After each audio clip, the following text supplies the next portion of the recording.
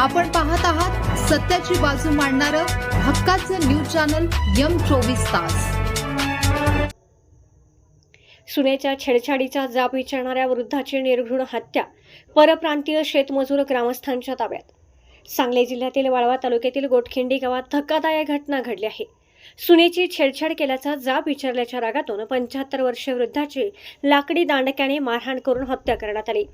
या प्रकरणातील परप्रांतीय शेतमजुराला ग्रामस्थांनी पाठलाग करून पकडत पोलिसांच्या ताब्यात दिले। ही घटना आज सकाळी 11च्या सुमारास गोटखिंडी गावाशेजारील तोरणाई विहिरीजवळील गोठ्यात घडली।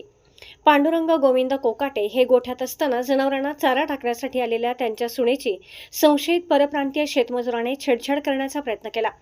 याचा जाब विचारताच दोघांमध्ये वाद झाला। संतापलेल्या संशयिताने लाकडी दांडक्याने पांडुरंग कोकाटे यांच्यावर बेदम हल्ला केला। गंभीर जखमी झालेल्या कोकाटे यांचा जागीच मृत्यू झाला। दरम्यान सुनेने मदतीसाठी आरडाओरडा करत ग्रामस्थांना बोलावले, मात्र तोपर्यंत संशयित पळून गेला होता। ग्रामस्थांनी पाठलाग करून डोंगर परिसरातील बिरोबा मंदिराजवळ त्याला पकडून पोलिसांच्या ताब्यात दिले। अप्पर पोलीस अधीक्षक कल्पना बारवकर, उपविभागीय पोलीस अधिकारी अरुण पाटील आणि फॉरेन्सिक पथकाने घटनास्थळी भेट देऊन तपास सुरू केला आहे।